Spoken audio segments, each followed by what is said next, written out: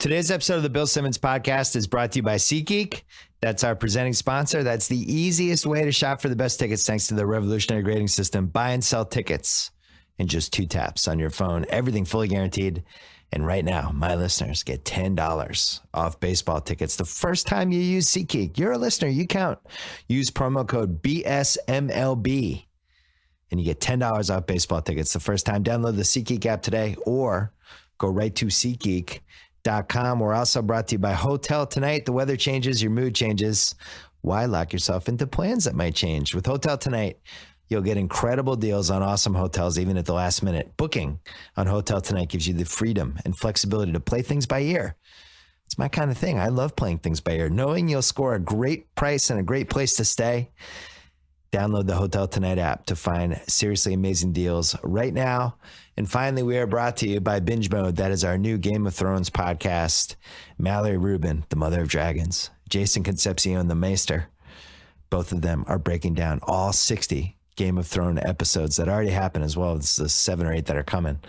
But if you want the deepest of deep dives on Game of Thrones, if you want to binge watch the series for the first time, if you want to re-binge watch the series, or if you just want to listen to Game of Thrones get broken down like a combination of Mel Kiper Jr. and Jalen Rose, and I can't even tell you how many great experts would have to be rolled into matching Jason and Mallory.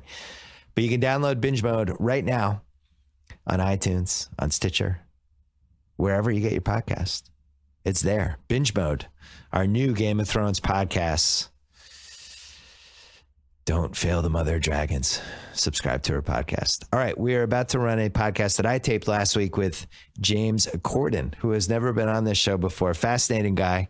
He's going to London for his show this week, and here's the podcast.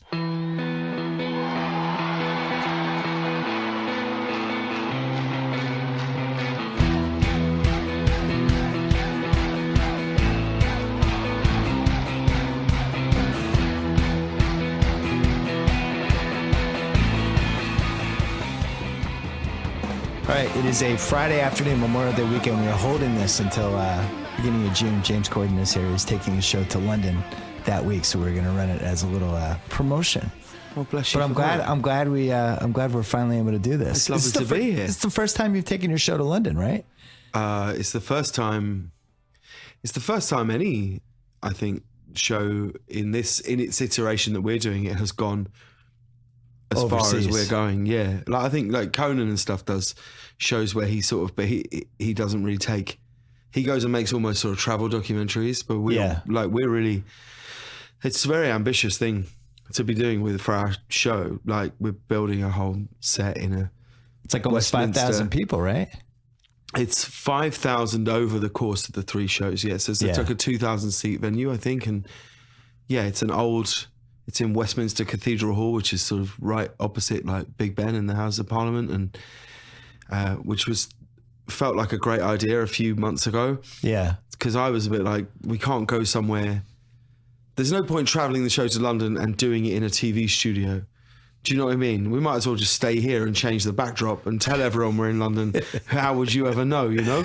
I was like, we've got to be somewhere that feels like it's of London. Yeah. But that's, now that we're very close to doing it, like I leave tomorrow, I can completely understand why you would go and do it in a television studio. Because like it doesn't have a lighting rig and it doesn't have sound and all these things. But I don't know. It'll be fun, I think. The energy is incredible. I hope so. Well, I hope it will be. Would you have like 1 million people wanted tickets for 3 days? Apparently so, yeah. Apparently there was 1 million requests for the 3 nights of tickets in the UK, which is incredibly, I don't know, overwhelming if you think about it too much. But, you know, you never... I always think someone might be lying to me when they say stuff like that. That's just because it's really like 20,000. Yeah, well, I'd sell for 20,000. That's all right. We only need 5. But I just, but I don't know. Apparently, yeah. I mean, you were really big in England before you came here. When you go back, or do people say, hey, how's it going? Or like, when are you coming back? Like, what's the attitude toward you? There's been a real sort of... I've really felt a sort of outpouring of people saying I don't know, of, I guess, pride. I don't know if that's the right word, but that's certainly how it's felt, that when I go home, people kind of say, oh, good for you. Because there's a lot of people have come from home and tried to do television shows in America, and have come with sort of have left Britain with quite a bluster. Yeah. And said, I shall go to America and repeat my success there. And then they come back about a year and a half later and making a sort of terrible sitcom in Britain, you know, and I was very, I don't know, I sort of was fully expecting that to happen. So I don't know, I really didn't, I felt like the show would probably get cancelled at some point. Like genuinely, like we rented furniture for a while, my wife and I, because I was like, but we'll buy nothing because what's the chances, you know, of it ever working? I remember hearing when they picked you, thinking like, what the fuck are they doing? They're taking a British guy, putting him at 12:30, and it was just I was surprised. Yeah, no, that I think makes a lot two of people us. felt that way. Yeah, oh, for sure. I mean, I thought it was a stupid thing to do. I thought it was a crazy decision at the time. But you wanted it though, right? You went to meet with Moonves for like a sitcom, and you kind of got the idea to do a late night show instead. Not really. That's not really.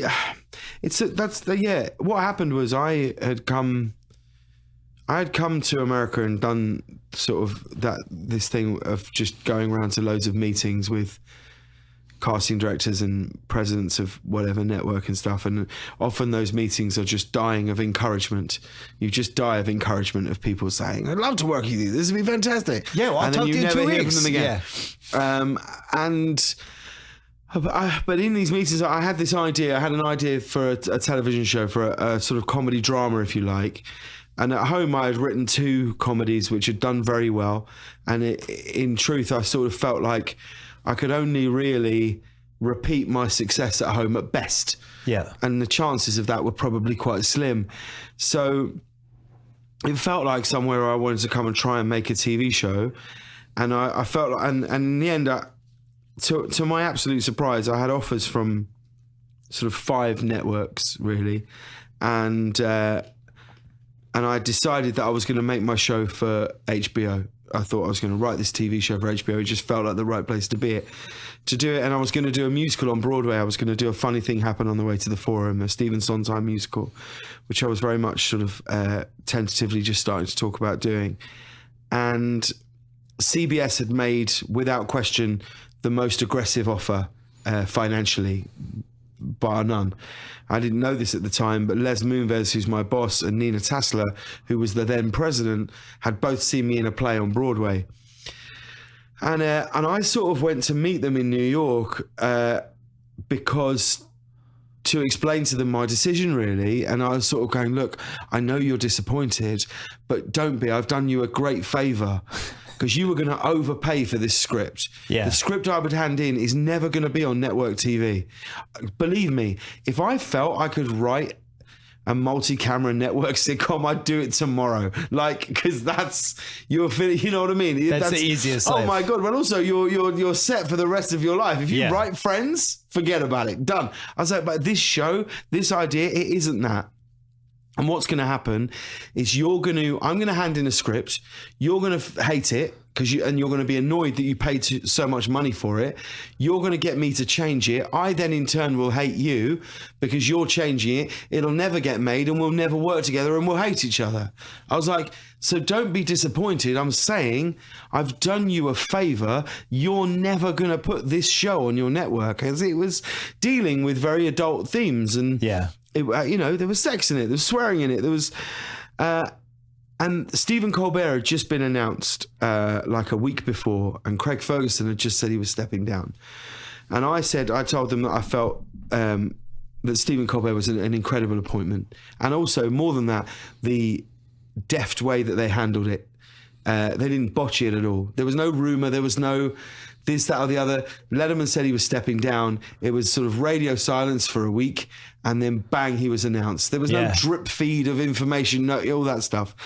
And I sort of said, from when I'd done the 2 times that I'd worked in New York was when I was in plays. And so I'd got into kind of watching late night TV, and I said I found that 12:30 slot is a funny one for a network like CBS. I was like, if you're just gonna make another late night show, you just don't bother. Like nowhere else in television would you say 8 till 9 we're gonna have a hospital drama, and then 9 till 10 we're gonna have a hospital drama with the same diseases as the one before, you know?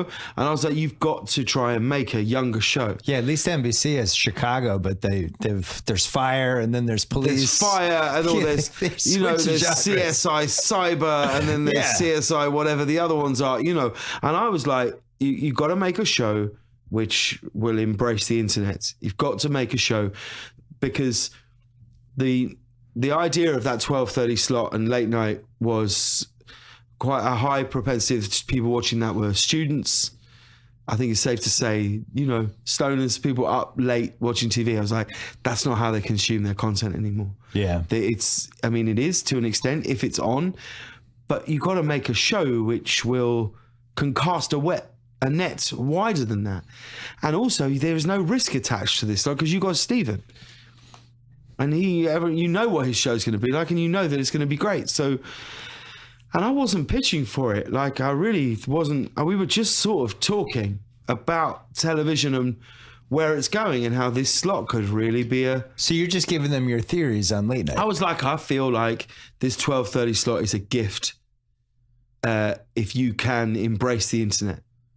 I was like, it can achieve a relevance past its time slot. How much did you know about embracing the internet at that point? Not a lot, but I knew that that's how I had watched The Tonight Show in the last couple of years. Like, I was a huge fan of Jimmy Fallon's in the UK, where his show doesn't air. And I was like, I love this guy, but not, and it doesn't, the show doesn't air. It didn't matter that you, because like I go on and I'll subscribe to that channel and I can watch all this stuff. And you know, that's just what I sort of felt it should be, really. And and then, you know, and then we ended up. Then it just kind of snowballed. Yeah. Were you scared to move here? I wasn't scared to move. I was scared of it. Yeah. I didn't feel scared of moving. In fact, I felt excited about moving. I sort of felt like, I don't think anyone lies on their deathbed and goes, oh, I wish I hadn't lived in that other country for a while. Yeah. You know, there is no way your life won't be enriched by just living somewhere else. And that's been an absolute truth for me and my wife and our children. Like, it does a wonderful thing for a relationship when you go and move somewhere else, because when you're at home, you know, you've got old friends, new friends as well. You've got your people who are friends of yours as a couple. You've got your independent friends that you grew up with, and you've got your friends who you perhaps go to work with. And it's when you move 13 hours on a plane away or 12 hours on a plane away, and it's just you, it's a really amazing thing. I've certainly felt that in my relationship with my wife, that this time now, this past 2 years, you're going, well, we're in this, you and me together, and we've moved our children here, and we're going to build a life from scratch. And you make friends, and then you think you've made friends, and you go, oh, I'm not sure I want to be friends with these people anymore. Do you know what I mean? It's a really strange, it's a really weird sort of thing where you're choosing friends, whereas actually at home, I don't think I have that many new friends. Most of my friends at home are people I've known since I was 23. Right. Then I haven't made any new friends in London in the last 7 or 8 years. Because I'm like, well, these are my friends. I had a very similar thing, because I moved out here in 2002. It was just me and my then fiance. Mm-hmm. And that was it. But I moved from Boston. Yeah. So I'm in the United States, but going from Boston to LA is basically like moving to a different country anyway. It would be easier for you to move from Boston to London. Right. It's easier to move from New York to London. Like moving London to New York, it feels almost exactly the same. Of course it's different. It's wildly different. But the spirit and the core and the energy of the places are the same. Whereas moving to Los Angeles... It's smarter to do it here, though. Well, the overwhelming reason was we were like, there's so many other shows there. We're never going to have a guest. Right. We'll never have a guest, you know? So, but I'm very, very pleased to live here. I think it's a wonderful place. Biggest surprise for you about America that you didn't expect? Well, I mean, I'm reticent to even say I live in America, really. That's the biggest thing I've realized is that Los Angeles, California is, you know, but my biggest thing of living in Los Angeles, the thing I've been most overwhelmed by is that I think that there are more creative people in this city per square mile than anywhere else on the planet. And that's the thing that no one says about it. All people ever say about Los Angeles is they seem to talk about these people, they talk about, they're fake people and this, that, and the other, like there's none of them in London. And I can name you 1,000. Or there's none of them in New York. Or there's none of them in Chicago. Right. It's like, of course those people are there. But my experience, like, of being here, you know, there are people here who I think they blow my mind in their volumes of creativity. They make the fucking Simpsons here. Wherever they make the Simpsons, I'm like, I'm in. That's a good place. Because I don't understand how you can make a show that's as good as that consistently, you know? I was shocked how many people move here to do something. You know, most other parts of America, people are there because their parents were born there and they took over the house or whatever. Yeah. Here, everybody comes here. Mm-hmm. So the amount of transplants, I was shocked. Like, I'm from Boston. I know a million people from Boston here. Yeah. There's Chicago people, New York people, and Texas people, and it goes on and on. Yeah. They all came here to achieve something. Do you find when you go back to Boston, because I find this if I go to New York or I go to certain pockets of London, if it's raining, which it rains a lot in Boston, right? The weather's not always. It's about 9 terrible months and 3 decent months. So there you go. That's kind of London, really. Yeah. And I go home and I'll look at people and I want to go over to them and go, you know, it doesn't have to be like this. I say that to my dad all the time. Yeah. He's still there. We have a writer on our show called Dickie Egan, who's a phenomenal writer and a brilliant brain, and he's from Boston. And he says to his brothers all the time, they'll moan about the weather or whatever, and he'll go, just move over here. It's amazing. You have a garden. It's sunny every day. Yeah. You know what it is? Because I've talked to people back there about it. It's almost like when people are in prison and they learn how to make the best of the situation. Yeah. It's like, it's great. I get to go in the yard every couple hours a day. And I don't have any bills. I got no one banging on my door saying, where's your rent money? Food's taken care of. You start rationalizing it. And in Boston, I love the seasons. I'd miss the seasons. It's like, what are the seasons? The seasons are, it's terrible for 7 months a year. And then it's 97 degrees for 2 months a year. And then somewhere in the middle of that are these fun 10 weeks. Well, also you sort of, you start to talk about a life that you don't have. People say, oh no, but I can go to so many museums. I can go to so many restaurants. And I look at them, I go, you haven't been to a fucking museum in years. You're not at MoMA every weekend. You go to the same 3 restaurants. It's just, you know. I was back there 2 weeks ago to go to a Celtic game, last week actually. And the weather had gotten nice and people just poured outside. Like, they hadn't even gotten their jogging bras on yet. They're outside. But that is when it's great. And that's the only thing I do miss here is the very notion of being in a public city. Yeah. New York, London, Boston, from what I've never been, but from what you're saying about it, when the sun's out and people get out on the street and you walk around and that is a thing. Because Los Angeles, what I've realized, isn't really a city. It's a collection of disparate towns. And what you have to do is find the town that you want to. I would even say it's territories, not towns. Yeah, it's maybe. It's like you have your little gangs over here, your little gangs over there, and then everybody just kind of drifts from gang to gang. I live in Brentwood, so I'm sort of. It's never really felt like we're in a gang. No, I don't mean gang. I mean, you know what I mean. I know, I'm joking, but. Yeah, so I do miss that feeling of a public city, of getting out and seeing. Well, you said you'd never been to Boston, so I went to London for 4 weeks for the Olympics. Oh yeah, wow! Which was like the best family trip I've ever had. Yeah, it's great. And London, you remember, I was there in London thinking, oh yeah, London built Boston. Because it's very similar. Yes, yeah. And it's even like a better version of Boston because there's even like more drinking. There's better public transportation, just people pouring out at 3 in the afternoon. And when we were there, just by chance, the weather was beautiful. It was. Well, so everybody was so happy. Everyone's so happy. When the sun shines, It was There's the best. nowhere else I'd rather be than sat on Primrose Hill in London. I would take it over the southern coast of Italy, the south of France, Barcelona, Mexico, and Miami Beach. I would take it over everywhere, because on a hot sunny day, if you're lucky enough to be in London town, you will see a spirit of people which is unmatched anywhere else. And when we were there, everybody in London was worried about, we're not ready for the Olympics. The weather's going to be terrible. Of course. This is going to be a disaster. But that goes back to And my then the feeling about weather's this show. beautiful. Yeah. That's just how you're brought up. It's not glass half empty. It's just, I'm lucky I got a glass, I don't know what's in it. We'll find out, It's a lot of that. Quick break to talk about Texture. How do we keep this podcast fresh? Well, I read a ton of stuff every day, including a bunch of magazines on the Texture app. Texture gives me access to hundreds of magazines, good ones like The Atlantic, New York Magazine, New Yorker, SI, all in one place. On my tablet or phone, they have daily recommendations, interactive features, videos, and more. They make it easy to find and enjoy the articles I want to read. It's searchable. You can check out back issues, view bonus content. No wonder it was selected as one of Apple's top 2016 iPad apps. And since I read everything on my iPad, Texture has been a godsend. Normally, it's $9.99 a month for access to over 200 magazines. But if you sign up right now at texture.com/BS, you get a 14-day free trial. Oh, yeah, 14 days for free. Test it out. Try it. What's better than that? Why subscribe to just a couple of magazines when you can subscribe to all of them? Start your free trial.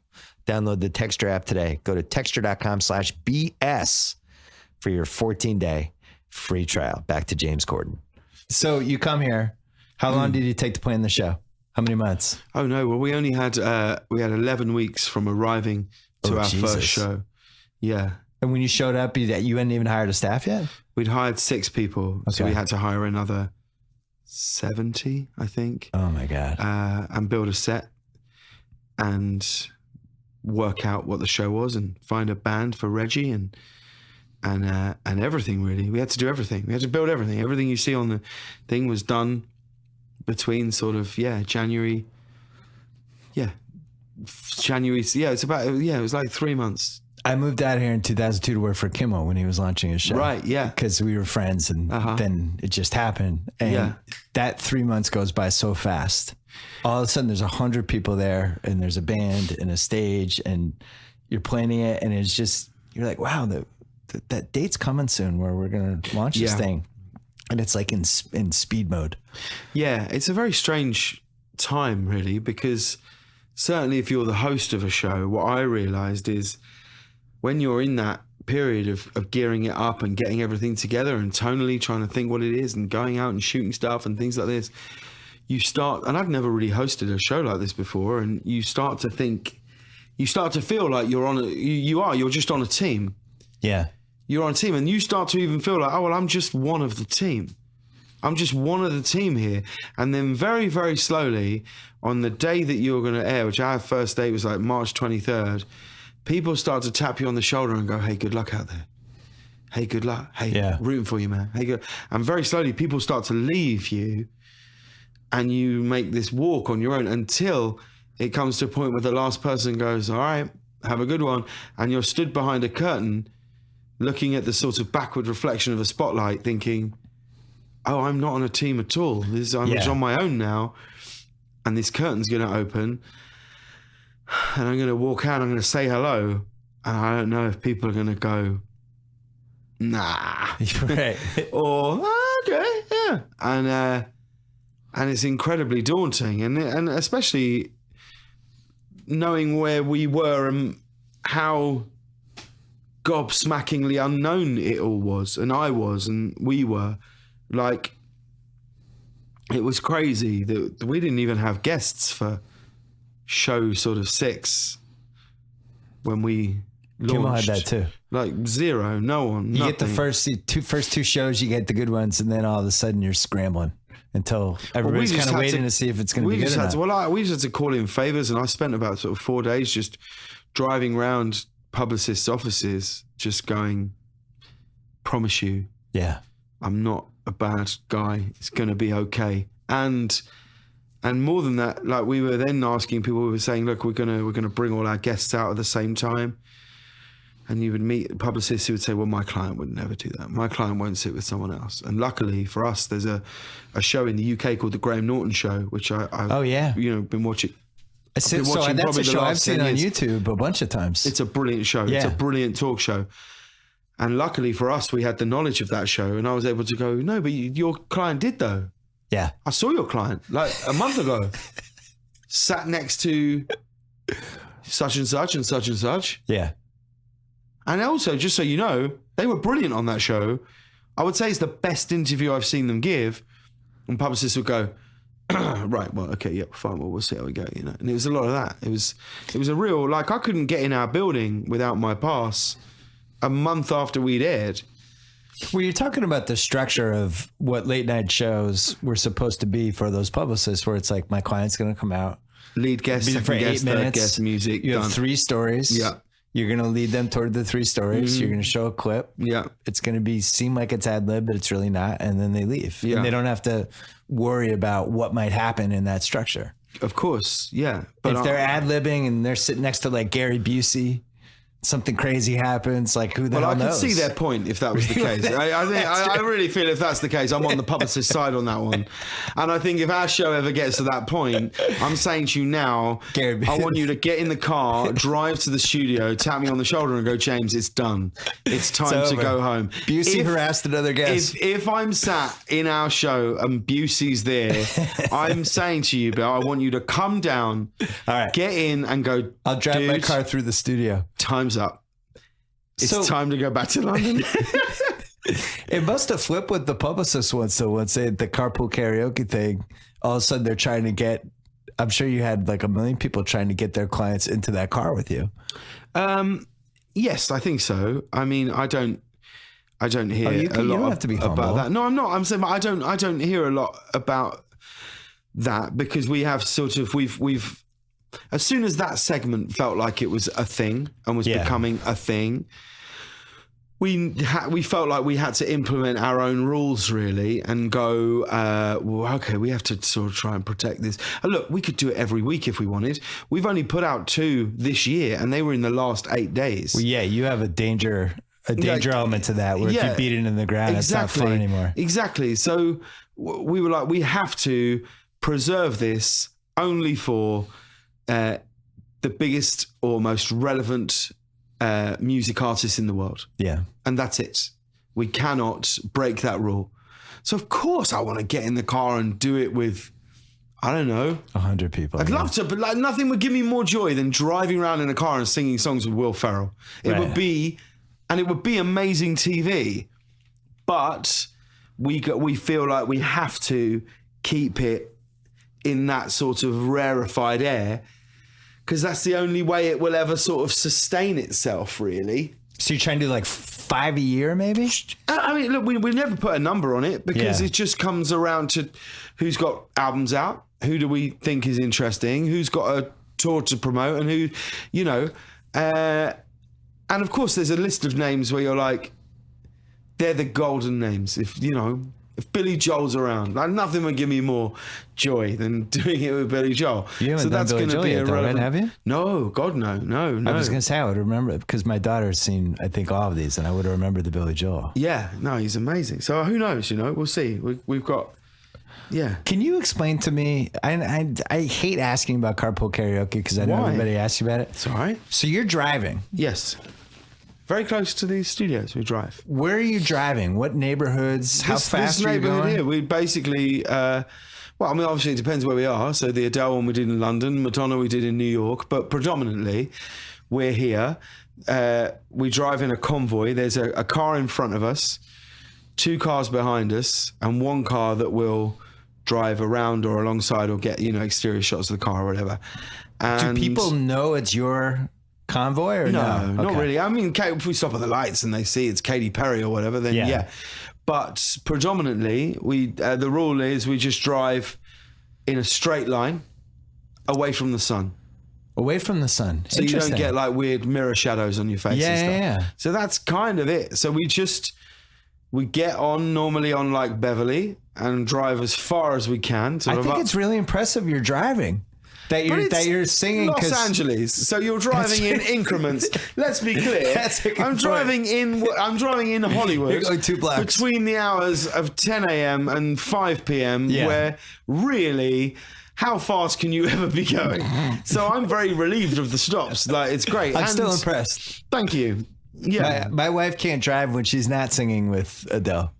Or she can't drive, I mean. Yeah, so it's just, that's it. We just try and, yeah, that's it really. I'm very proud of it. I really am. I know that, like, sometimes you sort of shouldn't be, but I really am. Well, I mean, the YouTube views are, I can't even imagine. You can't associate success to, like, that I'm sort not of thing. associating the success. Like, I'm talking about, like, just how many countries must have seen it. I think that's probably the coolest part. But what's interesting for us is, outside of, like, YouTube, when we launched 2 years ago, we were on in 8 countries, and I think we're now on in 152. Wow. And that growth is only really down to the show's relevance on the internet, which then makes other territories say we'd like to buy that show, because we see that people love it here, and it gets picked up on morning news in Finland or whatever, that we've done a bit with Orlando Bloom or whatever it is, and some network chief somewhere says, oh, we should buy that show, people like it. And that's, like, I'm very, because we want to make a profitable show for our network, and I feel like we just know that making a show at 12:37 at night, we can't ever really move the dial when it comes to ratings. We can't move that. No, people don't change the channel at 12:37. So we have to make a show which can be consumed all throughout the day. Like, I don't know how old your daughter is that you just mentioned, but 12. I doubt she's ever watched our show when it's on television. Never. My kids don't watch television cable channels. Yeah, of course. They just watch everything on Hulu and Netflix and YouTube. Yeah, and on their phone and Amazon. And so we feel we have to be a show that is at the forefront of that digitally. It's interesting because I've known Kimmel for 15 years, and as this changed, because YouTube didn't really even show up to 06. No. And then around 09, it became a way to cheat on actually watching the show. Yeah. You just catch up on it. Yeah. I came from the generation, like, I'm a Letterman guy. That was my guy. Yeah. It was like, if you miss Letterman, that's it. You missed it. Yeah, if your VCR screwed up or whatever, it was gone. And then somebody told you, oh, did you see it last night? And you were like, nah, I missed it. And that's why I think there's none of this sort of, much as people would love to create it, there's none of this kind of friction or stuff between, like, hosts anymore. Yeah. Because people don't have to choose one person. People don't have to make a choice. It's all there. They can choose to watch, this show at that hour and know that tomorrow I'm going to watch these segments and this segment. Like, I couldn't tell you what our sort of Nielsen number is. I don't know, but I do know. I know how many subscribers we have on YouTube. I know how many people watch the show on Facebook Live. I know all of those numbers are the numbers that I know. And the social media kind of just being relevant. Well, that's all I think late night's about. Yeah. It's all it's ever been about. Being in the conversation. I don't think late night's changed. I just think the way that people consume it has changed. Because if back when Letterman and Steve Martin had their big day out, that would have been millions of people would have watched that on YouTube today. When he dunked himself covered in Rice Krispies into a huge thing of milk, probably four or five. That was a huge part of the show. The first 4 years. 4 or 5 million people would have watched that clip. And when he put up a new Petrix, people would have watched it. When Leno does a jaywalking, people would have watched it. The very notion of the content that you're putting out hasn't changed. And all we ever try and do is think of our show. What's the beginning, the middle, and the end? What's in part 4? What's in part 2? What's in part 6? But knowing that our show will be consumed and live over here. And that's the space that I'm kind of more interested in anyway, because it's a truer number. It's a number where we're not reliant on a big football game or a playoff final or a big drama or award show to move the needle. And sometimes you're even drafting off the primetime lineup or the show before you, stuff like that. It can go back to 8 p.m. Yeah. Like, let's not forget, these shows were created by networks to go, people will fall asleep with the TV on. Right. And when they turn it back on in the morning, it will be on that channel. True. So if we boost our last show at night, we'll boost our morning number. That's where it came from. And it's a fixed cost. They pay you, they pay your staff, they already have the studio, and it's just the same number every year. That's it. So with the ad sales, all that stuff. Yeah. That's why late night will never go away. I mean, really, where it is now is a pretty good place because you still have, I'm sure you love the conversations. I'm sure you see the guest list like, oh, that's great. I can't wait to talk to that person. Oh, but yeah. then you're still able to be relevant with the social stuff and you're hitting basically in two different places. But also, when you said like the conversations, you know, we had Jim Carrey was on our show on Tuesday. Yeah. And his interview, he and I, there's a sort of 4-minute part of that interview. We sort of break up our interviews into probably 4 or 5 minute segments online. One of those is at like 800,000 views. Just a 1 4-minute clip of an interview, and the next one's at 6, and the next one's at 3. You know, it just, I don't know. I just think it's a truer number. Another quick break to talk about credit-wise from Capital One. You know what? Numbers are great. WHIP, WAR, PER. Offensive rating, OTR. On their own, they don't tell the whole story. Credit isn't any different. With credit, it's all about how well you perform against the factors that go into a credit score. How good are you at paying your bills on time? How much credit do you have spread across different accounts? How long have those accounts been open? Stuff like that affects your credit health, and there's no single score that lenders use. So knowing these factors are key. And just like on the field, there's a lot more to credit than knowing your score. CreditWise lets you track the factors that make up your credit health using information from your TransUnion credit report. The app can help you spot errors, identify theft, and it lays out information you need to understand your behaviors and how they impact your credit health. And you can check it anytime without negatively impacting your credit. It's 100% free for everybody, whether you're a Capital One customer or not. Step up your game. Download CreditWise today. Back to James Corden.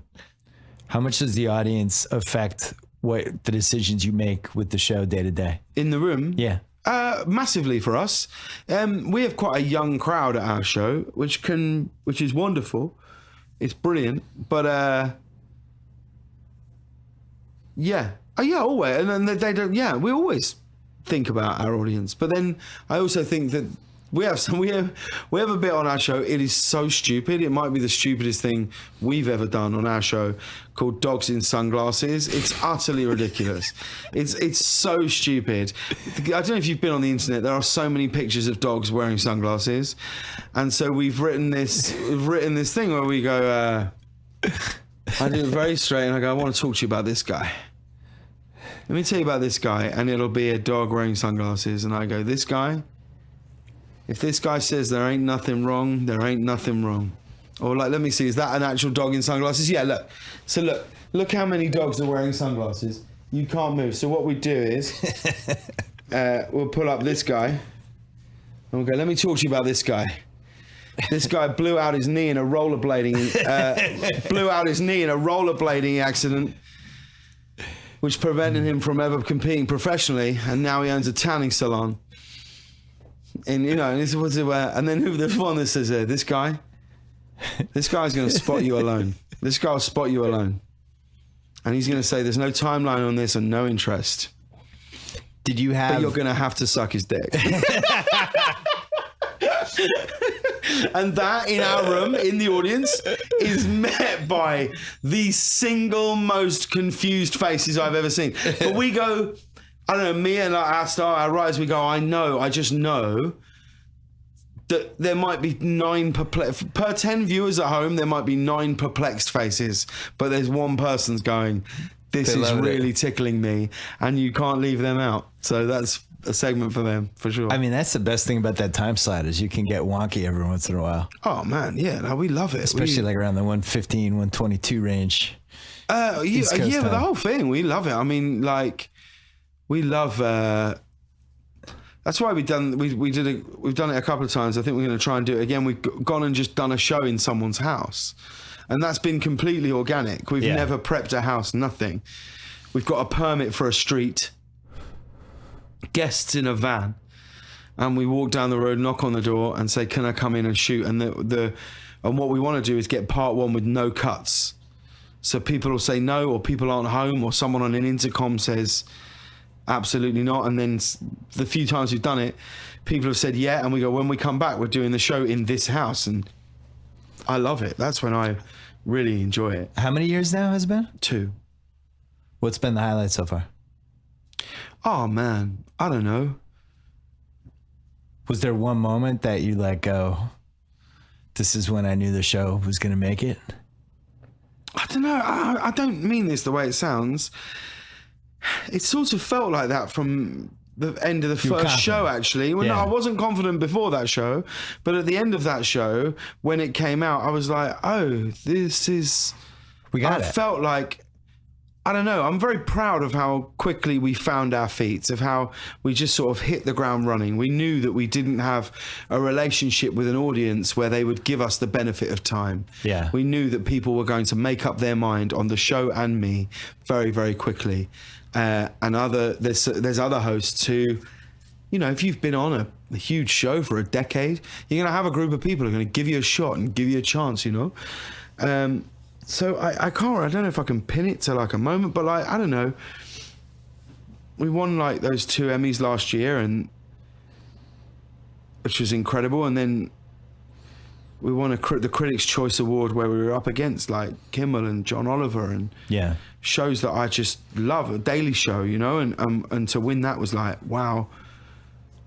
But I think it's all been a joy. It would be hard to pick I don't know, it's quite weird when you're in like the White House with the First Lady and Michelle Obama, and she's saying, I've always wanted to do this. And you're thinking, oh my God, I'm from High Wycombe, you know, in Buckinghamshire. This is lunacy. It's all been a very... It'll be even better when you have Melania. I mean, I feel like you're joking, but it might be, you know. It genuinely might. If that day ever comes... If you get Melania to do carpool karaoke, I guarantee you'll get some views. I'm so interested to see what she would say about stuff. I did a play in 2012 on Broadway, and I brought Donald Trump up on stage, because there was a bit in our show where I would always bring someone up on stage to help me move this piece of scenery. And every night in New York, there would be wonderful people came to see the show. Like Gene Wilder's in one night, and Tom Hanks is in another night. And it was really incredible. And you can't bring those people up on stage because it could be seen as almost disrespectful. But like Trump, I was talking to my friend Ollie before the show. I was like, you can't really lose because half the audience don't like him anyway. So if we bring him up, we'll win with either all of the crowd or half of the crowd. And they'll either hate watch it or they'll watch it. Yeah, so I said to Ollie, I was like, I'm going to see. And with that play that we were doing, One Man, Two Governors, you can tell what the rest of the show is going to be like within the first 15 minutes. You know whether this is an audience who's up for it or aren't. And that can be dependent on the weather or whatever it is. And they were a little slow and they were a little cold. And I was like, I'm bringing him up. And so I just grabbed him. I brought him up on stage. I was spanking him. I fired him. And Melania was there, and she like sent me an email that night going, oh, it was so funny, it was lovely. And you defended Fallon after the hair thing, right? A couple months later? Yeah. Well, it's not that it's not even, I don't think even defend is the right word. I was just like, I don't think you can just mock one. Go back, watch everyone's interviews with him. Yeah. Watch Kimmel's interview with him. Or Stephen Colbert's interview with him, or the time where he called in on a phone to Colbert's monologue, and then watch Jimmy's one where he ruffles his hair. It's like, no one took it seriously. No one was asking the right questions. Yeah. And Jimmy's, the only reason people are outraged at Jimmy's one is there are people outraged at that who haven't even watched that interview. They've just seen a GIF or a meme of him ruffling his hair. They've seen outrage trending over here, and they too are outraged without anything. And you got to watch them all. You got to watch them all. You got to watch everybody's interview. He hosted SNL like what, 8-9 months before that. 4 months before that. Yeah. You know, I think it was the timing of it that hurt Fallon that time, because it had passed the point where it wasn't like, oh, Trump, he's trying to. Now then people are like, oh my God, he might actually win this. And I think that's what backfired on him. more than anything. No, I just think the internet is a wonderful place to whip up a storm, and Well, I don't that's definitely true. I don't think it's fair. I also don't believe that late night hosts should be your barometer for where your interview is, or whether they should be the people that are asking the best questions. Like, I don't know that you should look to your late night hosts for your news or opinion. And it's a strange thing today, because it sort of feels like that might be the case. Well, it's definitely helped Colbert. Last couple months, I think him and Seth Meyers have definitely, gotten behind in the politics thing, and it's helped. Of course, drive because more eyeballs. 100%, because there's no, who are the other voices? The most mystifying thing I've found in America is, since moving here, is a lack of Democratic Party leadership. Yeah. Who are the opposing voices? Who are the opposition party? Who are they? We're all Who's the asking leader? this. Yeah.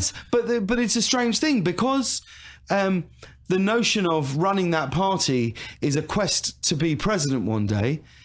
It's not gonna happen for like 2 years, and whoever gets chosen will be the person that runs for president, as opposed to going, wouldn't it be better to go, let's find our leader now, and then in 18 months' time, that very person, what a great position they'll be in to then run for presidency, as already having been the leader of this party for 18 months. No, America loves like the late coming person nobody saw coming. It's not even the late coming person. There's no people.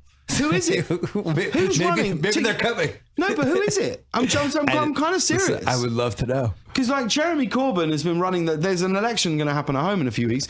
Jeremy Corbyn's been the leader of the Labour Party for the last a minimum of 18 months, if not longer. Yeah. So, and now he's just running for election. And when our election takes 7 weeks, by the way, it's a much smaller country. Yeah. So when there are a lack of voices, what you end up looking to are the people who are saying just anything. Just someone say something to a group who are, as it stands in this country right now, the majority of people who didn't vote for Donald Trump. Who's the leader of the Democratic? I don't understand it. It's mystifying to me that the Democratic Party haven't held an election to elect who will be their leader, and that person will run to be the president of the United States for the Democratic Party next time. And you can sort of get rid of another group of 15 people turning up and massive debates and all these things. Just do it now. Do it today. Do it now and lead that party and lead that voices, so that when that election comes, people know where they stand and what people stand for. And then you don't end up in this position right now. Tommy, you want to applaud? Am I wrong though? No, you're right. I feel like what happens is you go, well, what do you stand for? What do you stand for? And that's all you want to know from a politician. But when it ends up and it's almost sort of, it's like American Idol. There's that many people auditioning, and there's the heat rounds, and you make it to boot camp, and then the debates and the thing. It's not show business. It's politics. Yeah. You know? So that's why I think... Well, when we have President The Rock in 2020, I think it'll all be fine. Well, I mean, yeah, probably. But who knows? You know? He solved the San Andreas Fault earthquake. You know? Yeah, but you could have done that. If you were there at the same time, you'd have made the same choices. We all would, you know. But I find it very strange that, and I find is your home country in better shape now politically? Do you think? Are you optimistic? I don't know what sort of shape we're in. I sort of worry about like Brexit. I was sort of very opposed to that happening. So we'll see. It's a sort of astonishing time politically. You think it's more chaotic there or here right now?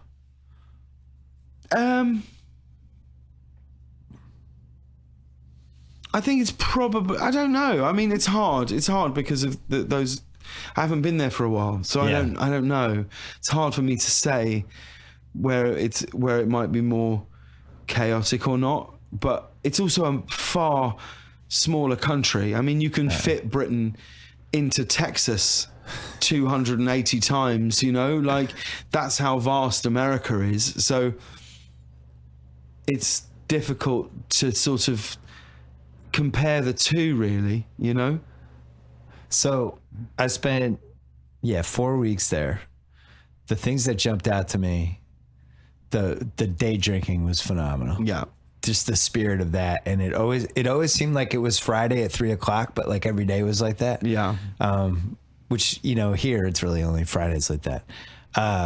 How much I walked and hopping on subways, and it was great. It was like the best things I've liked about Boston and New York, but way better. Yeah. It's just you're always kind of on the move and going here to there, all that stuff. And people were just friendly, you know, and it made me think like here in LA, the one thing I don't like that much about LA is what everybody says about being trapped to your car and you're just going from point A to point B to point C. And well, there isn't a sense of community here. No. Community doesn't exist because there isn't a middle. There isn't a center. I mean, I drive around LA and sometimes I think, did no one think to just build something? Some form of monument, anything. Give us a fountain. Give us something. Give us a sort of central point. It's the Staples Center and the Shaq statue. Yeah, I don't know if that's enough. And so that sense of community in Britain is really quite astonishing. Which I do think you have in New York, and I do feel like you get in Boston. Certainly you get a sense of sort of pride. Chicago has it too. Yeah. San Francisco, some parts have it. Yeah. But as there's far pieces all over the place. But as far as the drinking goes, it is astonishing. I don't know. I feel like if you have 2 glasses of wine here in LA, if you have 4 glasses of wine, more realistic. If you have 4 glasses of wine in LA, someone's calling an intervention. If you have 4 glasses of wine in Britain, you're the designated driver. Do you know what I mean? Like that's how ridiculous it is.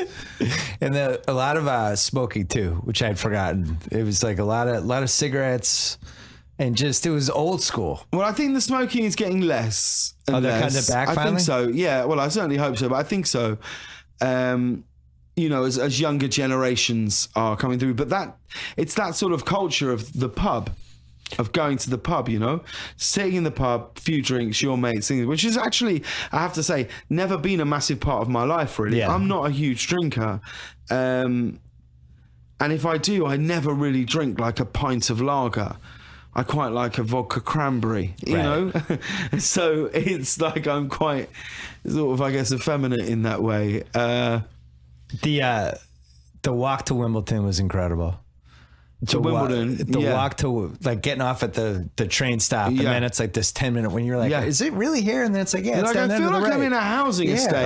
Are we in the right spot? Yeah, and then you just happen and then all of a sudden there it is, and they're like, and it's so classy, Wimbledon. It's the best. It's so classy. It was so cool. I loved it. There's no big advertising billboards or hoardings anywhere. There's just a class to it, which I think is probably the best of Britishness. And Wembley was staggering, just the size.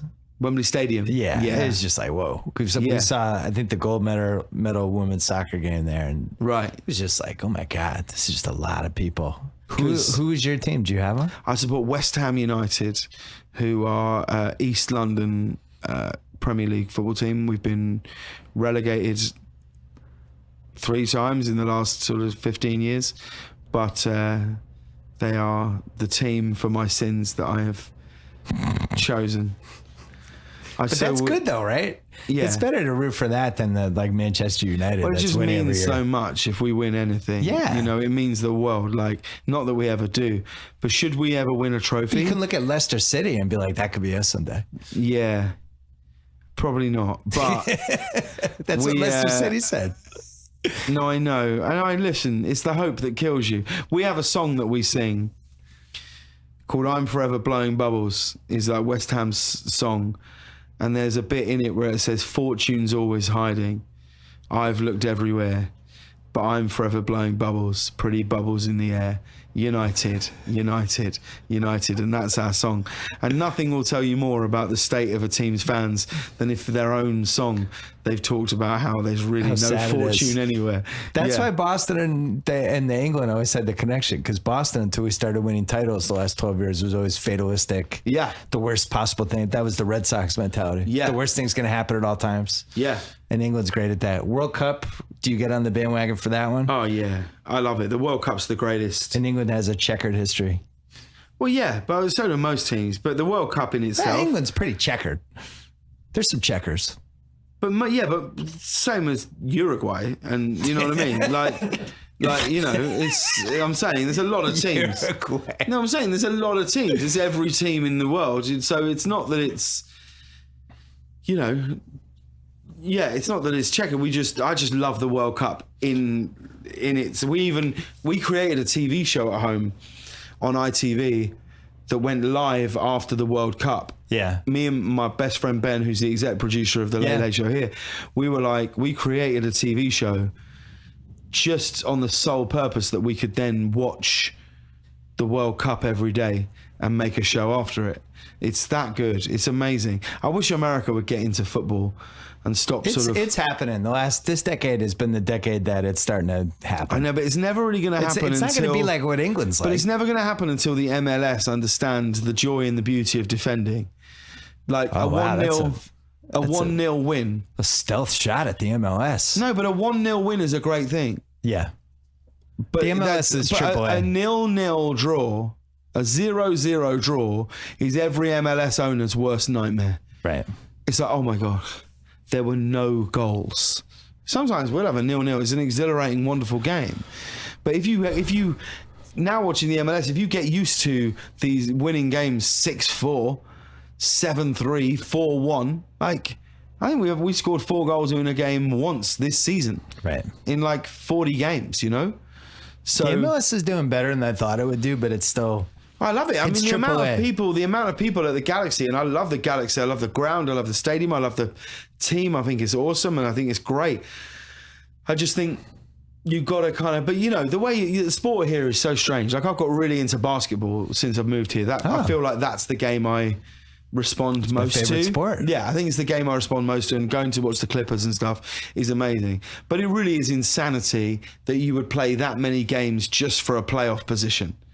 82. And then you go into the playoffs. It's just insane. People were talking because LeBron had all this rest and then was playing great in the playoffs with the rest. And people are like, this is what it would be like if they had a Premier League schedule where they played twice a week and LeBron was rested for every game. He would be incredible. 100%. Who replaced Beckham as like kind of the prince of English sports football? Yeah. That was a pretty big void. After Beckham, we had players like Steven Gerrard, Frank Lampard, who was still playing. Yeah, but none of those guys were on the Beckham level, though. As players, they were. But not as like icon. Yeah, but that's then you're talking about commercials and endorsements. That's what I'm asking. You've never sounded more American than you did just then. I'm saying like the big guy, the great guy who also gets all the spoils. Like right now we have Durant, we have LeBron, we have Westbrook, and you know the guys who have kind of transcended the sport. Is there anyone like that now for? Well, people would tell. I'm sure there would be many people who would tell you that Steven Gerrard and what he did for Liverpool was like astounding. Like he was a absolute superstar. But no one, I don't think, has filled David's void of being quite so magnificent. Yeah. At being a brand, if you like. Like he is just a model spot. And then what was incredible about David was that he was like a phenomenally gifted player who could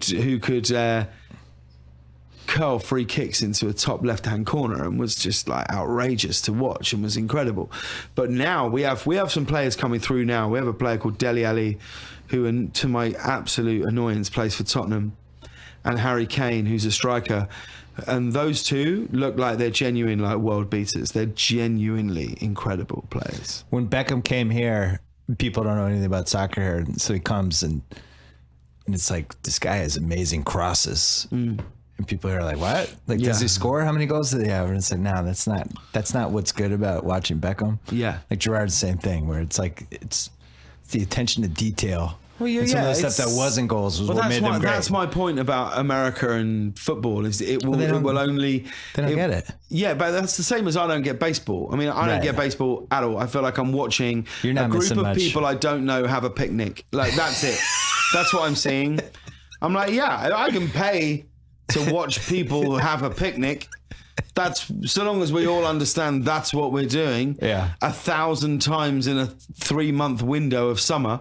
But I'm well aware, painfully aware, that the reason I don't get into baseball is because I don't really understand it. That's how most people here were like with soccer. They didn't understand that there could be an awesome 1-0 game. Yeah. People were like, well, I don't understand. Nobody scored. Why don't they? What if they got rid of offsides? And I heard a story once that there was an owner. I can't remember where it's from. There was an owner. I think he was a Chinese owner. Bought a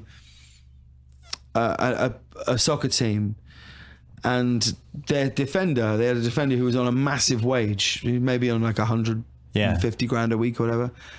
And he was looking at the wage bill for the team, and he immediately set about. He said, "I'm not paying this. He's only scored twice in the last year."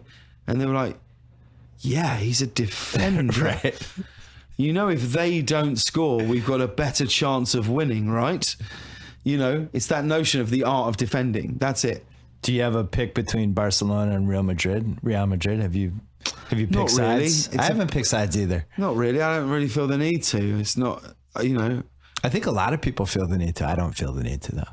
Well, no, I've picked my team. Yeah. And then everyone else I can appreciate. When they play against each other, I find myself rooting for Barcelona, but it's more like the kind of soccer that I like. Well, I would root for Real Madrid only because Gareth Bale plays for them and he's a really nice guy. So that was my frame of reference. I'm actually going to go to the Champions League final next Saturday, which is in Cardiff, which is Real Madrid v Juventus, which I think will be an amazing. Do you think America needs a royal family?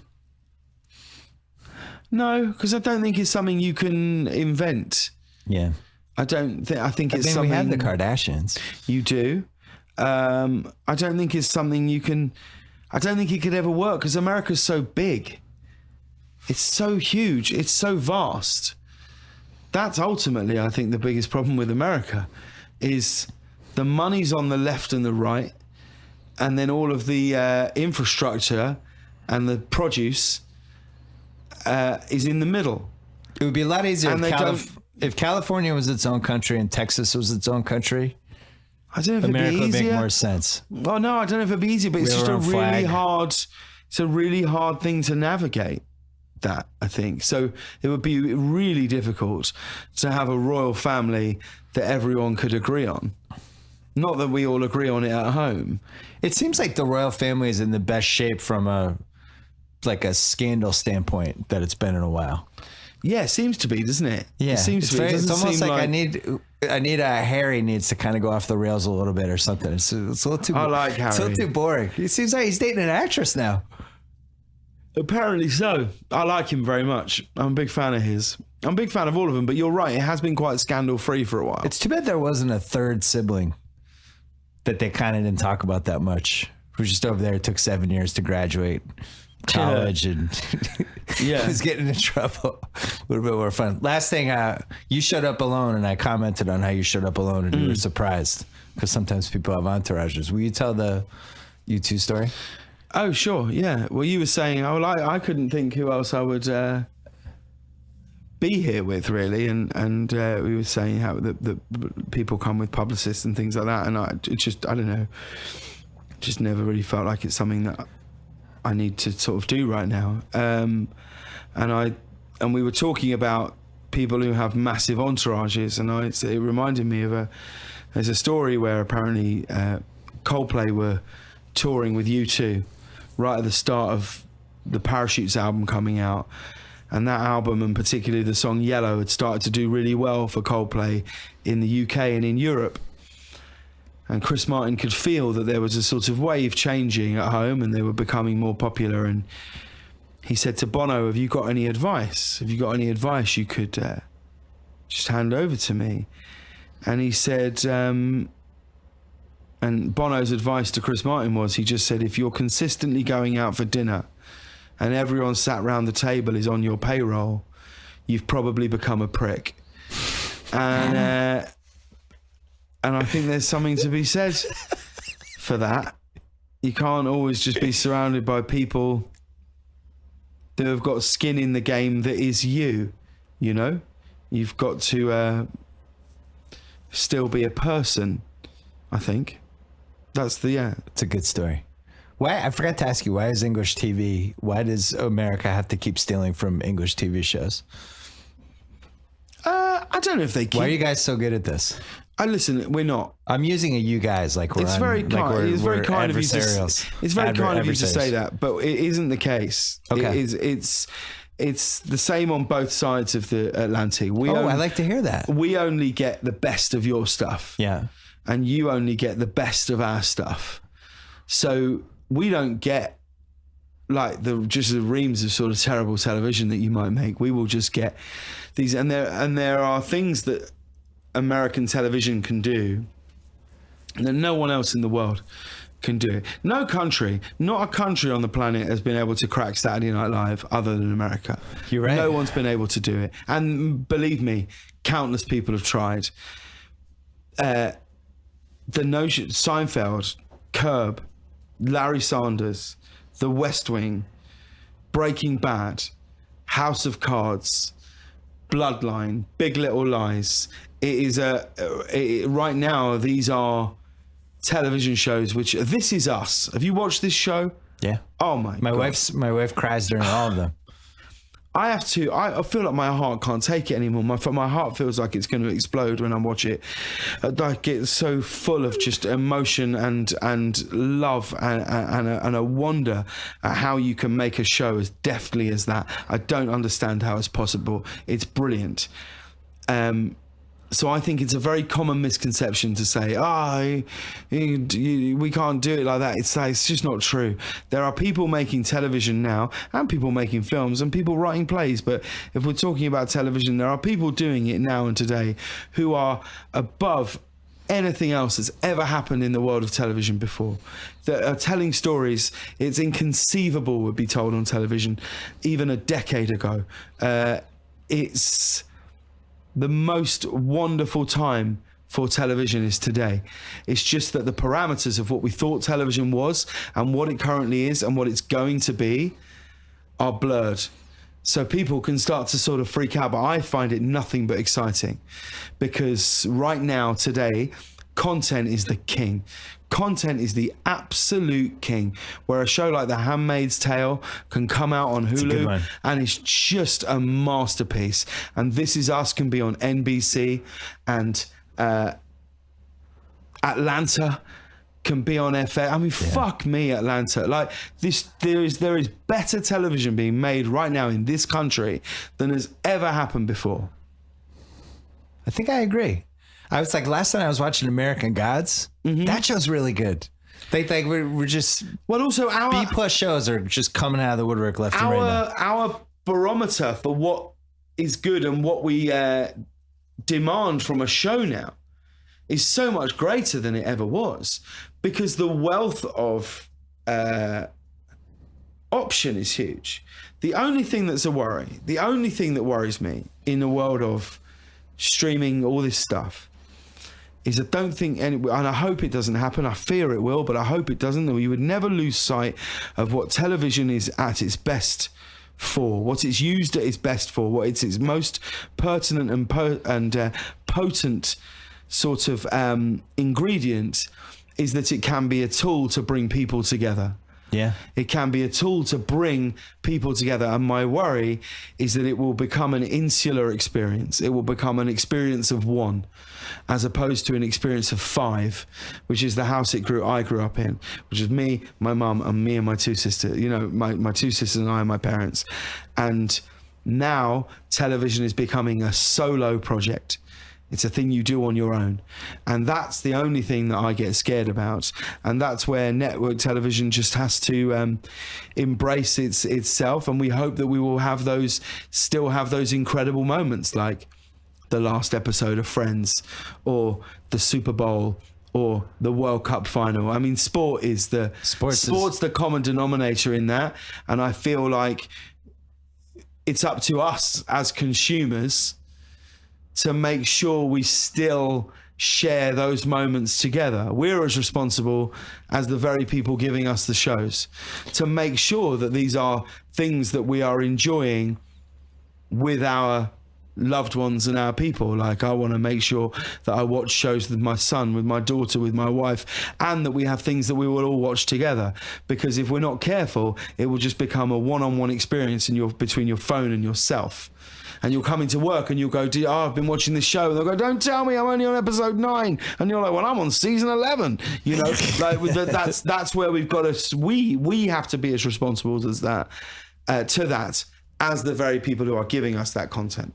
That's why I thought the most interesting thing that happened this year TV-wise was SNL running the East Coast version on the West Coast to try to get everybody to see the show at the same time for the experience. Because it really was a problem where the East Coast, we couldn't see it out here for an extra 3 hours, and it didn't hurt the ratings. It was actually good. It was good for the ratings. It was good for whatever people getting excited about the show right away. And it made me think, like, as long as the networks keep saying to themselves, let's just try it, then we're in good shape. If they're stuck in that mode of no, this is the way we've always done it, we can't. That's when I think we'll get into trouble. Well, my experience of working on a network right now is I've seen nothing but, like, look, the very fact that I'm here talking to you right now is the best example of a network going, let's just try it. Yep. It's as good an example as one as you'll ever find. Like, I am the most ridiculous appointment. And so I do believe that there are people at networks, and I believe in the power of network television. I just think it's just gonna shape itself slightly differently. I forgot to ask you why Jules Holland gets so many good musical guests. What is it about that guy? Because he respects the artist and the music. The YouTube clips of people who have sang on that show for the last, I don't know how many years it's been on. But it's like a who's who. Of course, but artists will respond. No one greater than a recording artist will respond to someone who they feel truly respects music. And I feel like, I'm not bringing this back to like our show, but that's how we got Stevie Wonder. Yeah. And Adele and, you know, Lady Gaga and Bruno. People who don't necessarily do that many things, is they go, I see, this person actually respects the form of it and writing a song. And Jules' show it's a masterpiece, man. It's and also everyone gets to perform 3 songs. It's in that beautiful 360 set. Yeah. It's joyous to watch.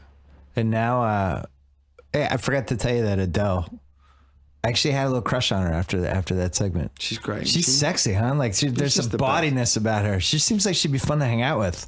Yeah, I mean, we've known her a long time. My wife's known her like probably like over. She'll throw them down, right? She'll get the second, third bottle of wine out, and she's just great. Yeah. She's so much fun. She's wonderful. She's as good a person as you can ever meet. And what I tell you, the most amazing thing, I had a real moment, because obviously when you're hanging out and you're just hanging out together and stuff, you never forget how famous she is. You never forget how unbelievably famous she is. You do forget how unbelievably talented she is. Yeah. And she came round to our house this a few weeks before the Grammys, and she'd said that she was going to do this tribute to George Michael at the Grammys. And she said, can I play you this? And she played it to my wife and I, and it was just her in the shower singing this sort of ballad version of George Michael's song Fast Love. And my whole body, every hair on my body stood up.